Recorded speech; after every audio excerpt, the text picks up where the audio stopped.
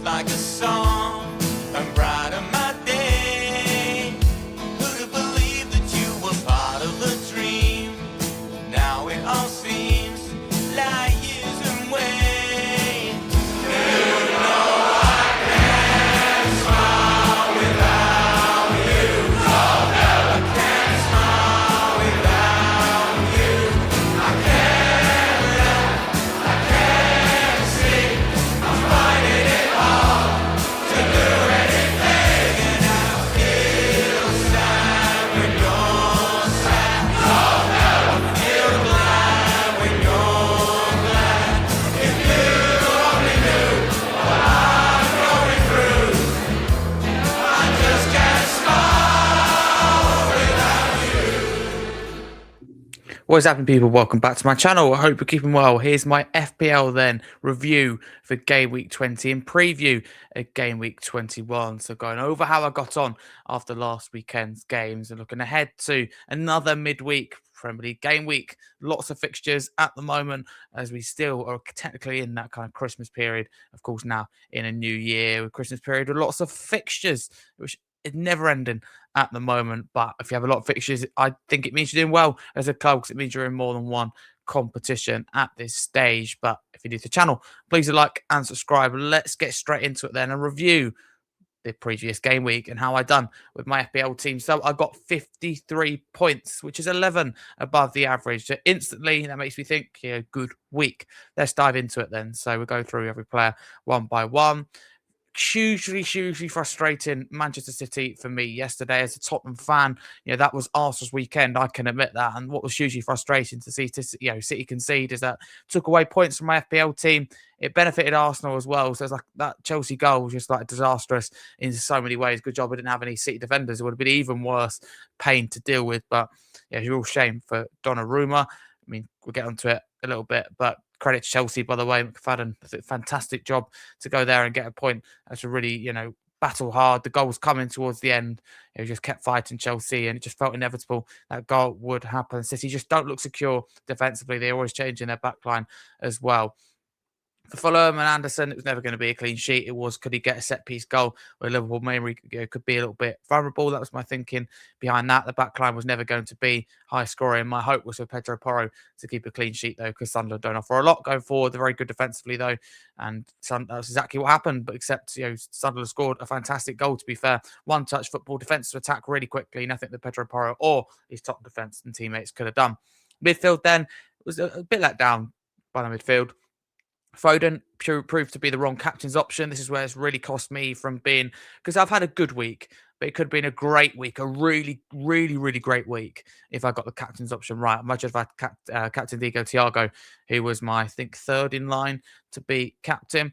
Semenyo with just a single point at the moment, which is, of course, a real shame. Bournemouth struggling generally. Morgan Rogers, I think he got an assist, didn't he, in this game? Again, providing the goods. And Kevin Schade as well. Brentford look really good at the moment. And big shout out to Brentford and Keith Andrews. They coached really well. Lost their manager, lost their captain, lost so many star players, such as Mbama and Visser, arguably their two best players.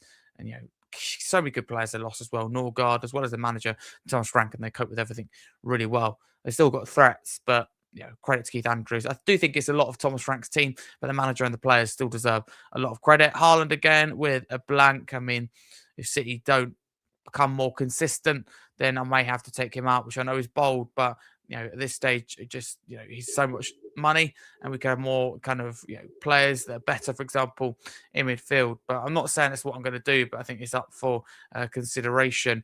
So it's just frustrating. But the attack as well is where this is interesting. Haaland does let me down, but Thiago, excellent hat-trick as well. Hadn't scored for a little while, so to get the hat-trick is absolutely huge, and full credit to him for that. And Ollie Watkins as well, producing again for Aston Villa against Nottingham Forest. So, standout individuals in this team, highest points and the best performing comes, kind of together, line in line with this one. Thiago, Watkins, the real standouts, Kevin Schade and Rogers, shout out to them too as well. If it wasn't for Thiago and Watkins, it'd be quite a bad week. Roofs in goal with just a 3. Van der Ven, as I missed him on my bench with a 7. Not someone that I really thought about getting in there.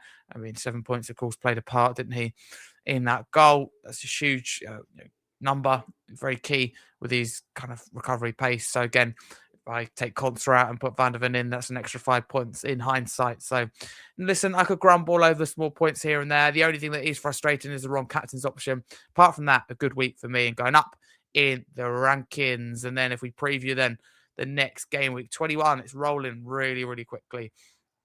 I'm not feeling too confident, if I'm honest with that, about this week. People who know me, I'm glass half full, but I just look at it and look at the defense and go, nobody's really going to get any returns there.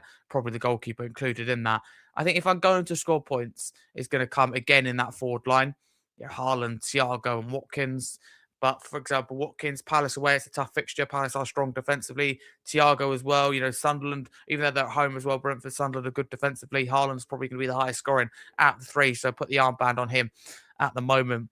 But it's difficult. I don't like having you've got Palace and Villa playing each other, and to have 3 Villa players and you have a Palace player in there as well. I know it is difficult, but I don't like the idea of playing either Spurs defenders in this game because Spurs are good defensively, but so are Bournemouth going forward. Having said that, Bournemouth do waste a lot of chances. They look dangerous, but doesn't necessarily mean they score a lot of goals. That's something that's important. People go, yeah, Bournemouth score so many goals going forward. And I have to say, no, they're an attacking team under Iola. They're dangerous, but they're wasteful. Very, very wasteful. You only have to look at Evan Nilsson as a prime example of that. He's struggling a little bit as we speak. Goalkeeper, then I could look at Robin Roofs, Brentford away. But again, Brentford's so good at attack. Just because Sunderland are good in defence doesn't mean he's the right option. So I'm not feeling confident this week. I don't know whether it's necessary to play a trip or not. Of course, I've got, as you can see there, all 4 chips available to me that I haven't used yet, and time is running out. I don't want 4 chips to go with 5 or 6 game weeks to go, and then just got to use it unnecessarily. I'm very wary of that, but it's now a good time. I mean, if I had one more player out injured, I think it would be a good excuse for a wild card or a free hit, more likely a wild card. I mean, I have no faith to give anyone in this team a triple captain, so I can now I can definitely write off triple captain and bench boost. So at the moment, I made no changes. You can see by this team, it's exactly the same team as last week. So I made, I think, 2 changes. Yeah, that's right. 2 transfers in the previous game week. So I'm just being slow and patient with this one, not being reactionary or trigger happy. So game week 21, not too confident. I think it could be an average or below average. So I'm very glad I had a good week this week. Did you beat me? If we go back to the previous week, 53 points, someone scoring 117 with the highest. Did you beat me this week? And how are you feeling ahead of game week 21? Reminder, you can get in contact with me at Harry Scarfe 2 across all social media, on YouTube, on X, on Instagram, on LinkedIn, on TikTok, on Facebook. And also you can drop me an email, scarfharry323@gmail.com. If you want to let me know how you're doing as FPL manager, what you think of these videos, any feedback as well is appreciated, or just use the comment section in YouTube. But appreciate you all here, and let's make 2026 together another year to remember. But let's go bigger, bolder, and faster than 2025. And my primary aim is to give you quality content daily that you deserve, Spurs and football content. That includes, of course, branching off FPL content, but another priority, a big one at the channel, and it has always been the case for me, is giving those with learning disabilities the platform, the opportunity. I've collaborated with over 150 people now since I created the channel at the back end of 2021. I was 13 years old, and since then I've collaborated with 150 people with learning or physical disabilities, because they're often excluded in society, excluded when it comes to media, YouTube, things like that. They deserve a platform. So many want to have their say about football, about Spurs, but nobody will give them the opportunity, the platform. Nobody will believe in them. And it's time to change that as we go into 2026. There should be a lot more understanding, a lot more time for disabled people and people with learning disabilities. So that's what we are all about. If that's you, make sure to subscribe. If you want to get in touch, you want to get involved, whether you have a learning disability or physical disability or not, you're welcome on this channel. It's for everybody. I'm very keen to get you on, whether it be the podcast, on the channel. As I said, get in touch with me. I'd love to hear from you as a viewer, as a listener, as a supporter.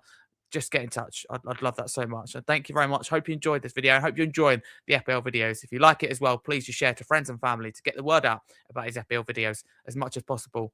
Hope you've done well in the previous game week. I wish you good luck in the next game week. And as always, I keep forgetting to say it, but Happy New Year to you all. Cheers, guys.